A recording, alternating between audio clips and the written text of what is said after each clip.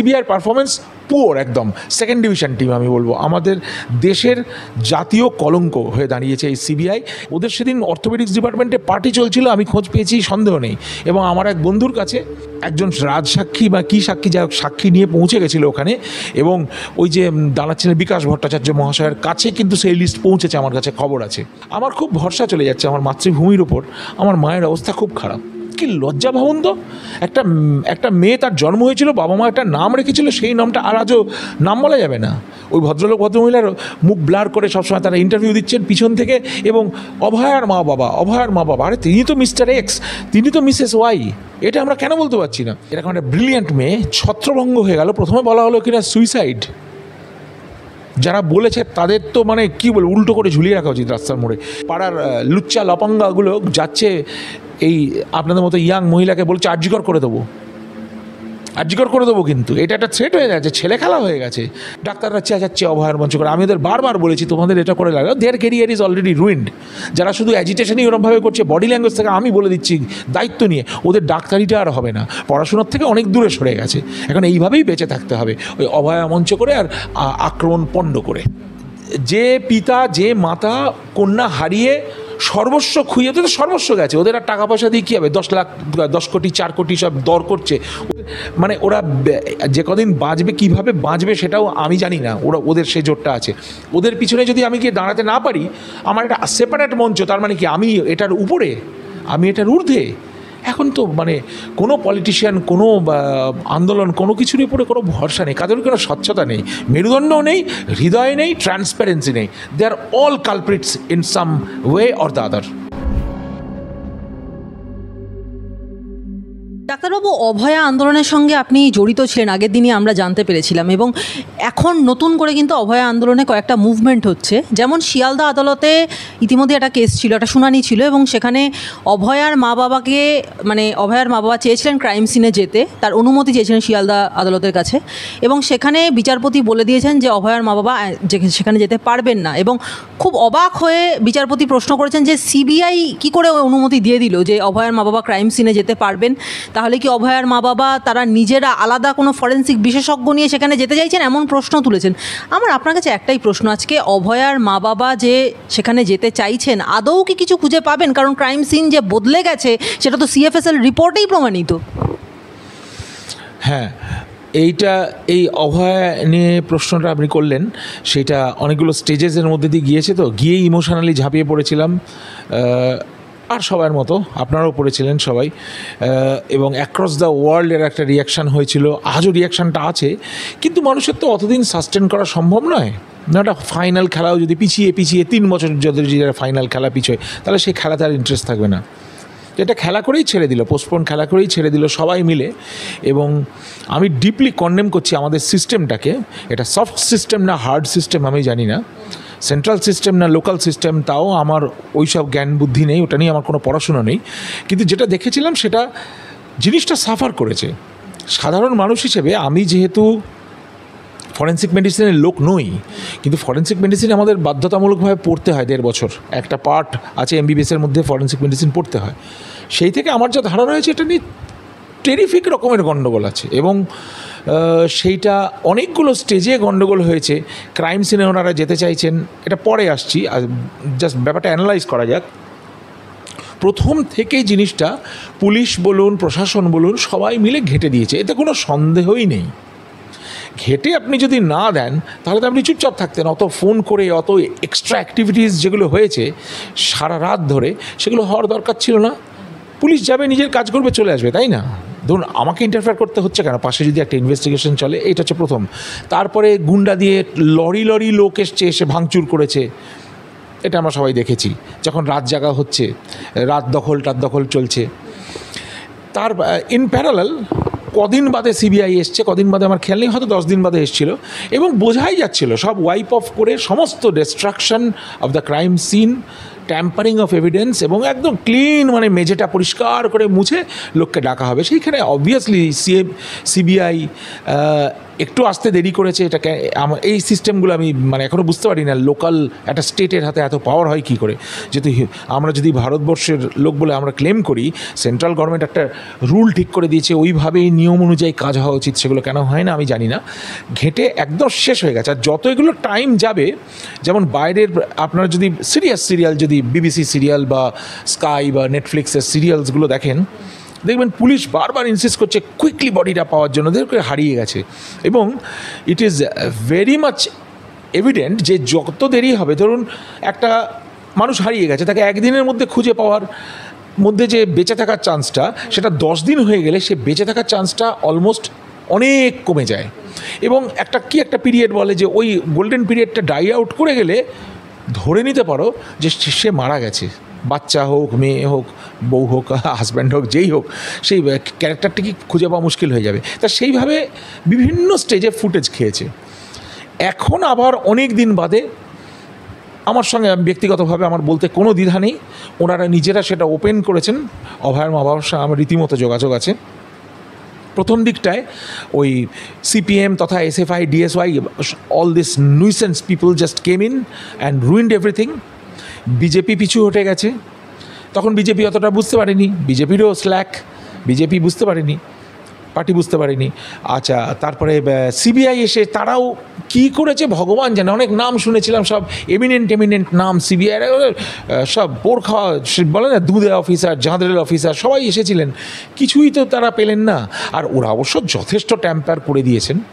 Lastly coming to your question, যে এখন আবার ওরা যেতে চাইছেন, আমার সঙ্গে ওদের কথা হয়েছে, ওরা যেতে চাইছেন মানে লয়ার যেতে চাইছে, ফিরোজ এডুলজি বোধহয় ওদের হয়ে দাঁড়িয়েছেন, এবং উনি যেতে চাইছেন। বিশেষজ্ঞ নিয়ে যেতে চাইছেন কিনা সেটা আমার সঙ্গে কথা হয়নি। তাহলে তো শার্লক হোমসকে নিয়ে যেতে হবে, বা রিয়েলি এরকুল পোয়েরোকে নিয়ে যেতে হবে, তাই না? ক্রাইম সিন ইনভেস্টিগেশন করার প্রফেশনাল লোক আসতে হবে। আর Delhi CBI suppose to be national লেভেলে টপমোস্ট। ওরা যদি কিছু না পায়, এরা গিয়ে কী পাবে জানি না। তবে সেরম অ্যানালিটিক লোক যদি থাকে, সেরকম শিক্ষিত মানুষ যদি থাকে, প্রপার ফরেন্সিক এক্সপার্ট, ওই এইসবের ওপর অনেক রকম সিরিয়াল আসে, বিবিসির সিরিয়াল, আমি নামটা মনে করে পরে বলে দিচ্ছি। If you watch them you'll find, হ্যাঁ, ট্রেস কিন্তু রাখা থাকে এবং অনেক দিন বাদেও ধরা যেতে পারে। আর সবচেয়ে আমার যেটা হাস্যকর মনে হয়, খুব ইজিলি হাত ধুয়ে আপনার বলে দিচ্ছি, যে একটা বাড়ি, একটা ঘর, একটা ডিপার্টমেন্ট ভ্যান্ডালাইজড হয়েছে, ভ্যান্ডালাইজড হয়ে গেছে, আর কিছু পাওয়া যাবে না। Why don't you bloody catch the criminals? যে ভ্যান্ডালাইজ করেছে সেটা অবভিয়াসলি ক্রিমিনাল। আর যদি আপনি না জেনেও, যদি এই ভদ্রলোক না জেনেও সেখানে এসে ইটফিট ভাঙচুর করতে পারে, হি শুড বি অ্যারেস্টেড, তাই না? বা পুলিশ কর্ডন করেনি কেন? এবং যখন বডি পড়ে রয়েছে, আমরা ডেফিনিট ভিডিও দেখেছি যে ওখানে অন্তত 20 জন লোক হাঁটাচলা করছে, পিছন থেকে একটা ভিডিও আমি দেখেছিলাম, সেখান থেকে 2-1 জনকে আইডেন্টিফাই করা হয়েছিল। তো মানে ভীষণভাবে ঘেঁটে গেছে। আমার মনে হয় মানে কী বলবো, আরকুল পোয়েরো, শার্লক হোমস, এরম 5-6 জন মিলেও বোধহয় এই রহস্যর সমাধান করা খুব মুশকিল আছে। স্ট্রিক্ট হলে হতে পারে, যদি একদম গভর্নমেন্ট রুথলেস হয়ে স্ট্রিক্ট হয়, সেটা হবে বলে মনে হয় না। লোকাল প্রশাসন তো হবেই না। আর দিল্লিও কীরকম যেন গা ছেড়ে দিয়েছে এই ব্যাপারটা, এটা আমার একটা অভিযোগ রয়ে গেছে মনের মধ্যে। সিবিআইয়ের আমরা রিসেন্টলি কথা বলেছিলাম সিবিআইয়ের একজন প্রাক্তন কর্তা উপেন বিশ্বাসের সঙ্গে। তিনি পরিষ্কার করে সিবিআইয়ের বিরুদ্ধেই কথা বলেছেন এবং বলছেন যে সিবিআইয়ের যেটা উচিত ছিল যে একটা সিট গঠন করে এটার জন্য ইনভেস্টিগেট করা, সেটা সিবিআই একেবারেই করেনি। এবং অভয়ার মা বাবারও একটা বক্তব্য যে যেদিন ঘটনা ঘটেছিল, অভয়ার সঙ্গে যেদিন এই ঘটনা ঘটেছিল, সেই দিন যারা ছিল অভয়ার সঙ্গে তাদেরকে ডেকে কেন সিবিআই জিজ্ঞাসাবাদ করেনি, অথবা ওখানে গিয়ে ঘটনার পুনর্নির্মাণ যাকে বলে সেগুলো কেন করা হয়নি। এই 1000টা প্রশ্ন কিন্তু অভয়ার মা বাবার মনেও থেকে গেছে। আপনারও কি মনে এরকম প্রশ্ন উঠেছে? উপেনবাবুর কথা বললেন না, আমি ওনার বক্তব্যগুলো আপনারই এই মাইক্রোফোন ওনার সামনে থাকে, আমি শুনেছি, অন্য 2-1 জনকে উনি বলেছেন, আমি খুব মন দিয়ে শুনি। উনি কিন্তু একদম কারেক্ট বলেছেন, কারেক্ট লোক, একটা প্রফেশনাল লোক, শিক্ষিত মানুষ, ওকে আমি প্রণাম জানাই। আমার মতে যদি ওনাকে অ্যাপয়েন্টমেন্ট দেওয়া যেত, উনি রিটায়ার্ড অবশ্য, ওনার দেখে মনে হয় একটু বয়স হয়েছে, বয়স নিয়ে কমেন্ট করা উচিত নয়, হ্যাঁ।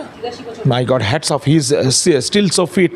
তবু ওই মানুষটা যদি নেমে যেত না, ওনারও নিশ্চয়ই 2-4 জন ওনার চেনা কিছু স্টুডেন্ট কোনো সাগরেদ আছে, ওরকম একটা টিম যদি হতো নিশ্চয়ই এটা পাওয়া যেত। উনি যা যা বলেছেন একদম অমোঘ সত্য, ওইভাবেই তদন্ত এগোনো উচিত। এবং আমি ওনার লেখার স্টাইলটাও দেখেছি, উনি লিখে রাখেন ডায়েরি উল্টে উল্টে, একদম পয়েন্ট ওয়াইজ বলেন।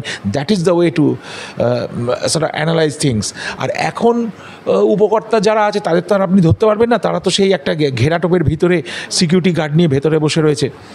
আমি মানে খুব দুঃখিত, এর সিবিআইয়ের পারফরমেন্স পুয়ার, একদম সেকেন্ড ডিভিশন টিম আমি বলবো। আমাদের দেশের জাতীয় কলঙ্ক হয়ে দাঁড়িয়েছে এই সিবিআই।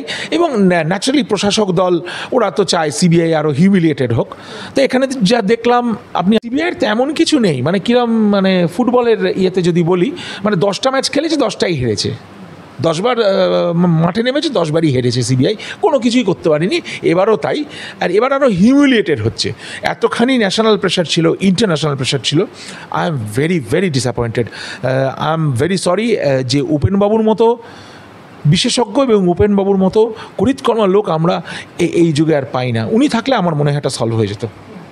সিবিআই যে চার্জশিট পেশ করেছে তাতে কিন্তু সন্দীপ ঘোষ বা অভিজিৎ মণ্ডল, মানে সন্দীপ ঘোষ তো ওখানকার প্রিন্সিপাল ছিলেন হসপিটালের, এবং অভিজিৎ মণ্ডল হচ্ছে টালা থানার ওসি, এদের দুজনের বিরুদ্ধে সেরকম কিছু উল্লেখ করেনি বলে এত বড় কাণ্ডটা ঘটে যাওয়ার পরেও এনারা জামিনে ছাড়া পেয়ে গেলেন। তাহলে কি এখানে অন্য কোনো প্রেশার সিবিআইয়ের ওপর কাজ করছিল বলে মনে করেন? সেটা আপনারা সবাই যা মনে করবেন, দর্শকরা সবাই যা মনে করবে, আমিও তাই মনে করছি। ইট ইজ কোয়াইট এভিডেন্ট, তাই না? সন্দীপ ঘোষ এত কিছু কাণ্ডর পরে তাকে অ্যারেস্ট করা হলো, প্রশাসক তো তাকে একটা অন্য একটা প্রাইজ পজিশন দিয়েছিল, সেখান থেকে অ্যারেস্ট করা হলো। আরে কিছু তো আছে, ও তো অন্য আইনেও ফেঁসে রয়েছে, নানা রকম কিছু করেছে, বডি অর্গান থেকে থেকে ওই ইনস্ট্রুমেন্ট বিক্রি করা থেকে কি না করেছে। এবং মেয়েটাকে থ্রেট করেছে, কোনো সন্দেহ নেই। ওদের সেদিন অর্থোপেডিক্স ডিপার্টমেন্টে পার্টি চলছিল, আমি খোঁজ পেয়েছি, সন্দেহ নেই। এবং আমার এক বন্ধুর কাছে, আমি এখন তার নাম বলছি না, চট করে পারমিশন ছাড়া বলা উচিত না, পুরো লিখিত আছে সেদিন কে কে কোথায় কোথায় ছিল। এবং প্রত্যক্ষদর্শীরাও আছে, তারা ভয়ে প্রথম দিকে কাঁপছিল, তারা কোনো রকমের সুপ্রিম কোর্ট অবধি পৌঁছেও ছিল। আশ্চর্যভাবে সেখানে তো আবার চন্দ্রচূড় মহাশয়, আমাদের নমস্য ব্যক্তি চন্দ্রচূড় মহাশয়, ওই রকম ধরনের মানে ফার্স্ট ক্লাস গভর্নমেন্ট পেড, আমার মনে হয় এরা কমপ্লিট মেস করেছে ওইখানে সুপ্রিম কোর্টে বসে। সেদিন কিন্তু লিস্ট নিয়ে আমার বন্ধু এবং একজন রাজসাক্ষী বা কী সাক্ষী, যা সাক্ষী নিয়ে পৌঁছে গেছিলো ওখানে। এবং ওই যে দাঁড়াচ্ছিলেন বিকাশ ভট্টাচার্য মহাশয়ের কাছে কিন্তু সেই লিস্ট পৌঁছেছে, আমার কাছে খবর আছে। ওনারাও সেরকম কিছু করেননি এবং অত্যন্ত সফট তাদের প্রেজেন্স, বসেছিলেন এরা সব লয়াররা, খুব সফট। এবং করুণানন্দীর ওপরে এতটা আশা করেছিলাম আমি, কারণ উনি খুব এমিনেন্ট মানুষের মেয়ে। She also appeared very soft. এইখানে একমাত্র ফিরোজজির সওয়াল জবাবটা আমার ভালো লেগেছিল। আরও একজনকে ছিলেন, তার নাম মনে করতে আছে, দুজন পার্টিনেন্ট কোয়েশ্চেন বলছিলেন এবং পুরো একদম মানে শার্প কোয়েশ্চেন্স করছিলেন, যেগুলো উত্তর দেওয়া মুশকিল। Obviously rest of the bunch, ওখানে আমি এইটা দেখেছি, এটাও সুপ্রিম কোর্টে হয়, আমার বিশ্বাস ছিল না যে একটা ফুটবল টিমের মতো এরকম যেন ওয়ার্ম আপ করছে 30 জন মিলে, ঘেঁচাঘেঁচি করছে, ধাক্কাধাক্কি করছে, ফাইল নিচ্ছে, একেবারে টোটাল মেস। এগুলো যদি বাইরে দেখে না একটা সভ্য দেশে, আমি একদম টপ, আমি আমেরিকার কথা বলছি না, আমি জার্মানির কথা বলছি না, যদি এমনি অ্যালজেরিয়া অ্যালবেনিয়াতেও দেখে লজ্জা হয়ে যাবে, আমাদের কোর্ট নিয়ে লজ্জা হয়ে যাবে, কোর্টরুম নিয়ে। আপনারা একটু সিরিয়ালগুলো দেখুন না নেটফ্লিক্সে, আপনারা একটু অ্যামাজন প্রাইম ভিডিওতে দেখুন না, আমি কতগুলো নাম দিয়ে দেবো, কীভাবে কোর্ট প্রসিডিংস হয়, কীভাবে একটা সভ্য দেশে ট্রায়াল হয়। ইটালি ধরুন, ফ্রান্স ধরুন, জার্মানি ধরুন, স্ক্যান্ডিনেভিয়ান কান্ট্রিজ ধরুন, ওগুলো তো দেখে আমাদের শেখা উচিত। এখানে তো সব সাদা জামা কালো কোট, হ্যাঁ, গরমের মধ্যে হাতাহাতি করছে, কেউ কিছু প্রিপেয়ার্ড না, এভরিবডি ইজ ফাম্বলিং, একটা প্রেজেন্টেশন ক্লিন নেই, একটা পরিষ্কার ইংরেজি হিন্দি বাংলা কোনোটাই কেউ বলতে পারেনি, আমি সরাসরি বলছি, কোনোটাই কেউ বলতে পারেনি। এরা ওরেটার, এরা প্রফেশনাল, এরা পড়াশুনো করেছে, এক গাদা খাতা নিয়ে এখান থেকে টানছে ওখান থেকে টানছে, এটা বলুন সব একটা টোটাল মেস। একমাত্র এর মধ্যে বলবো যে আমরা যাকে ভিলেন বলি, যার একটা ছবি বেরিয়েছিল, মানে সে মুখের উপর জুতোর ছাপ দিয়ে, কপিল সিব্বাল, উনি অন্তত স্মার্টলি, বা হি ডিফেন্ডেড স্মার্টলি, শুনতে খারাপ লাগে, হি ডিফেন্ডেড স্মার্টলি। ওর মাইক্রোফোন ধরার স্টাইল আছে, গম করে ও সবাইকে ওভার পাওয়ার করে সব কটাকে বসিয়ে দিল, তো ম্যাচটা ওরাই জিতেছে, ফাউল প্লে হোক আর যাই হোক। দো দে মানে appeared for the wrong side, he appeared for the wrong side, কিন্তু তাই হয়েছে। আর একটা মামলা, খুনের মামলা, সেটাকে সুইসাইড বলে চালানোর চেষ্টা করেছিল ওই মণ্ডল, সন্দীপ ঘোষ, হ্যাঁ, অভিজিৎ মণ্ডল, এরা সব আরামসে ঘুরে বেড়াচ্ছে। এখন কদিন বাদে শাহজাহানও বেরিয়ে আসবে, অলরেডি ওখানে সেই কেষ্টবাবু না কে, তিনি ঘুরে বেড়াচ্ছেন। আমাদের মানে আমার খুব ভরসা চলে যাচ্ছে আমার মাতৃভূমির ওপর। আমার মায়ের অবস্থা খুব খারাপ, আমার মাতৃভূমির অবস্থা খুব খারাপ। এবং আরেকটা বিষয়, যেহেতু আপনি সুপ্রিম কোর্টের প্রসঙ্গটা তুললেন, আমি আরেকটা প্রশ্ন করব যে সুপ্রিম কোর্টে যখন পরপর সিবিআই 3টে মুখবন্ধ খামে স্ট্যাটাস রিপোর্ট জমা দিয়েছিল, সেটা দেখে কিন্তু চন্দ্রচূড় সহ বাকি যে মানে যেহেতু ডিভিশন বেঞ্চে হয়েছিল, বাকি যে সমস্ত বিচারপতিরা যারা ছিলেন তারা কিন্তু প্রত্যেকে বলেছিলেন যে তাদের এত বছরের কেরিয়ারে এইরকম স্পাইন চিলিং ঘটনা তারা দেখেননি। তার মানে তারা রীতিমতো বাকরুদ্ধ হয়ে গেছিলেন, এমন ভয়ঙ্কর নাকি সেই মানে স্ট্যাটাস রিপোর্ট ছিল। একদম তাই। সিবিআই এখানে যা অপদস্থটা হয়েছে, হ্যাঁ, মানে বাচ্চারাও হাসবে, যারা যারা একটু অন্য ব্যাকগ্রাউন্ড থেকে আসছে, যারা একটু শার্প আর যারা একটু পড়াশুনো করেছে, বাচ্চাগুলো হাসবে এটা দেখে যে what the hell is happening. উনি বলছেন, I have in my practice of 30 years or 35 years I have never come across such a horrible thing. তা এইসব ড্রামাগুলো ক্রিয়েট করে কী করলেন চন্দ্রচূড় মহাশয়, পাদ্রিওয়ালা মহাশয়? সব গোপন খামে চলে গেল, আমরা তো কিছু জানতেই পারলাম না। আমাদের তো একটা সিভিলিয়ান রাইট, ডেমোক্রেটিক রাইট রয়েছে না আমাদের এটা জানার। একটা মেয়ের বাবা হিসেবে আজকে ওদের কেঁদে কেঁদে মুখ ব্লার করে মেয়ের নামটা পর্যন্ত মানুষ ভুলে গেছে। ওদের সবচেয়ে দুঃখ যে মেয়ের যে নামটা, সেটা বলার পর্যন্ত অধিকার নেই। আমার মাঝে মাঝে মনে হয় ওদের ডেকে আমরা সবাই মিলে বলে দিই, এই নামটা অন্তত বলুন, যে মেয়েটার অন্তত যে নামটা নিয়ে যেন মৃত্যুর দিকে সে যেতে পেরেছে। কি লজ্জা ভাবুন তো, একটা মেয়ে, তার জন্ম হয়েছিল, বাবা মা একটা নাম রেখেছিল, সেই নামটা আর আজও নাম বলা যাবে না। ওই ভদ্রলোক ভদ্রমহিলার মুখ ব্লার করে সবসময় তারা ইন্টারভিউ দিচ্ছেন পিছন থেকে, এবং অভয়ার মা বাবা, আরে তিনি তো মিস্টার এক্স, তিনি তো মিসেস ওয়াই, এটা আমরা কেন বলতে পারছি না? আশ্চর্য সব আমাদের আইনের খেলা। আমি হতবাক অ্যাকচুয়ালি, জানেন তো, আমার বিদ্যাবুদ্ধি গুলিয়ে যাচ্ছে মাঝে মাঝে। মনে হয় maybe I am an idiot, so rather keep shut. কী বলবো বলুন? শিয়ালদা কোর্টে সিবিআইকে দেখাই গেল না। অভয়ার মা বাবা সেখানে এসছেন, কিন্তু সিবিআইকে শিয়ালদা কোর্টে দেখাই গেল না। কাকে বাঁচানোর জন্য সিবিআই এইরকমভাবে নিজেদেরকে লুকিয়ে বেড়াচ্ছে? এবং সবচেয়ে বড় কথা, সিবিআইয়ের পক্ষ থেকে অভয়ার বাবাকে বলা হয়েছে তিনি নাকি পাগল, কারণ তিনি মানে তার দাবি যে সরকার যা যা বলছে সিবিআইও সেই একই রকম হিসাবে চলছে, মানে সরকার এবং সিবিআইয়ের মধ্যে কোনো রকম আতাত আছে, তার জন্য নাকি অভয়ার বাবা পাগল। এই বক্তব্যটা তো শুধু অভয়ার বাবার নয়, তাহলে কি সারা রাজ্যের মানুষ যখন সিবিআইয়ের দিকে এই কথা বলে আঙুল তুলছে, তাহলে গোটা রাজ্যের লোকই পাগল? তাছাড়া আর কি, আপনার যদি ক্ষমতা না থাকে, আপনাকে তো ওই পাগল, ছাগল, গরু, গাধা সব কিছুই বলতে পারি না। আপনার ক্ষমতা নেই, আপনি চলে যাবেন। আমার যদি ক্ষমতা থাকে, আমার পয়সা থাকে, আমার পুলিশ প্রশাসন থাকে, আমি আপনাকে যা খুশি বলতে পারবো, আপনিও আমাকে যা খুশি বলতে পারেন। আপনার যদি সেই অ্যাট্রিবিউটসগুলো থাকে, আপনি যদি গুন্ডামির টপ হন, আপনি যদি ফ্যাসিস্ট হন, হিটলার যা খুশি বলতো, সূর্য ওঠেনি সেটা বলতে হবে, সেটা মেনে নিতে হবে। আমাদের তাই মেনে নিতে হচ্ছে। এটা অত্যন্ত দুঃখজনক যে মেয়ে বাবা শোকে পাগল। এবং আমি বারবার অনেক মিডিয়াতে বলেছি, আপনাকে বলেছি কি না জানি না, এই মেয়েটির বয়স আমার মেয়েটির বয়স সমান, and that hurts me a lot. আমার মেয়ে আজকে ইংল্যান্ডে আছে, হোপফুলি প্রোটেক্টেড আছে। আজকে এই মেয়েটা এখানে ছিল বলে, এরকম একটা ব্রিলিয়ান্ট মেয়ে ছত্রভঙ্গ হয়ে গেল। প্রথমে বলা হলো কিনা সুইসাইড, যারা বলেছে তাদের তো মানে কী বলে, উল্টো করে ঝুলিয়ে রাখা উচিত রাস্তার মোড়ে। সুইসাইড কী করে বললো? এবং এই তো অভিজিৎ, এই মণ্ডল, এরাই তো এটা সুইসাইড বলেছিল। তো এটা তো completely on the criminal side.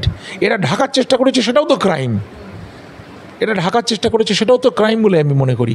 অত্যন্ত দুঃখজনক। এবং এই সমস্ত কিছু ঘেঁটে দেওয়ার পথে ওই যে হাইলি কনফিডেন্সিয়াল ফাইলগুলো সমান জানতেই পারলাম না, কেউ জানতেই পারল না ওর মধ্যে কী লেখা ছিল।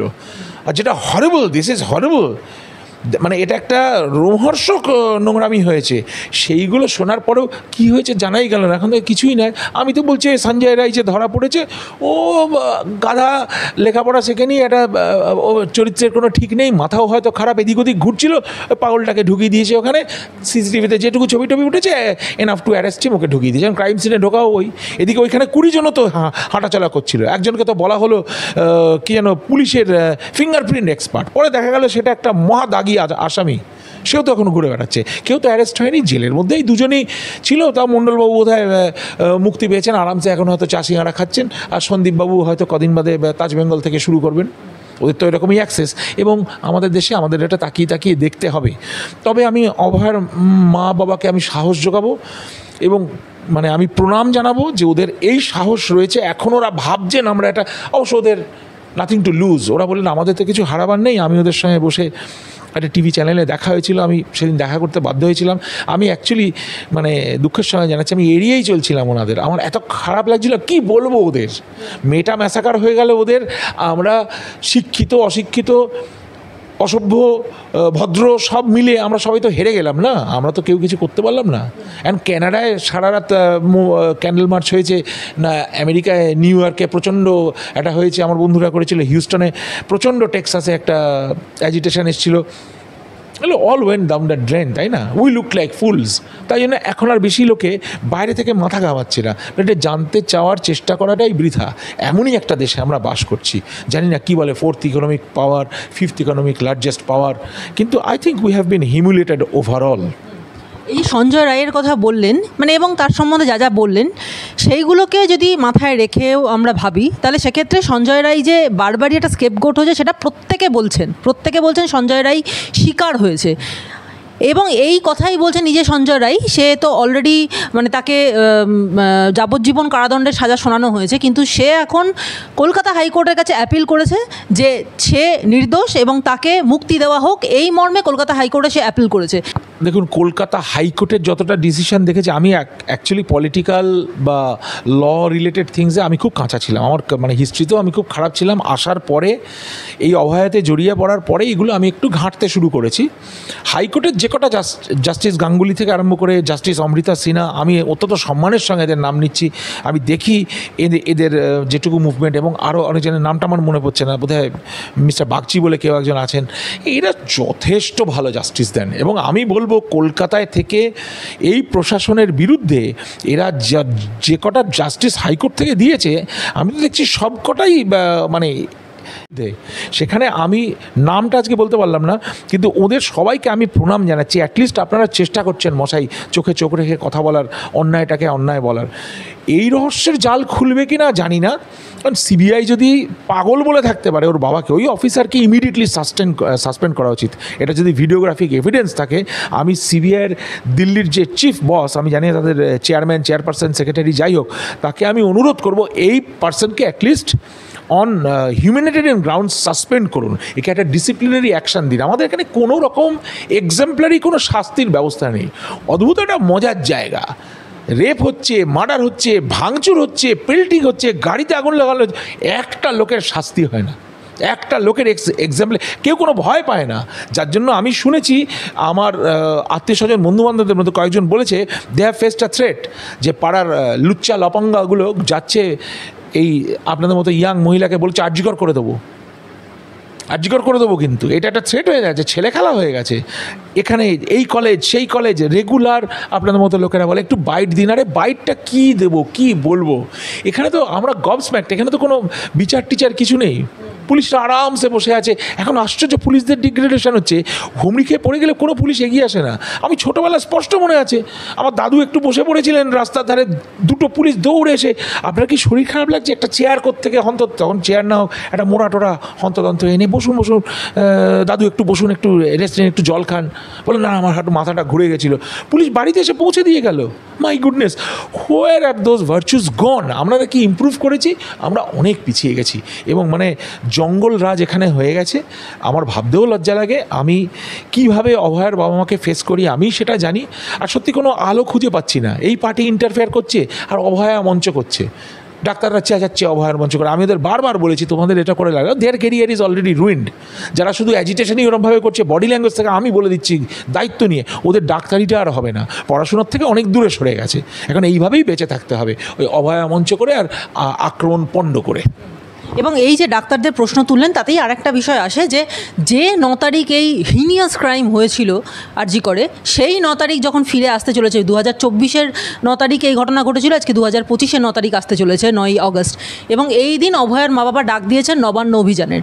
সেই নবান্ন অভিযানের জন্য বলা হয়েছে যে দলমত নির্বিশেষে মানুষের, মানে প্রত্যেকটা মানুষ, তারা কোনো রকম দলমত নির্বিশেষে তারা আসুন, কারণ অভয়ার মতো আরও অনেক অভয়া যাতে না তৈরি হয়ে যায়, সেই ব্যাপারটাকে রোখার জন্য নবান্ন অভিযান করবার কথা।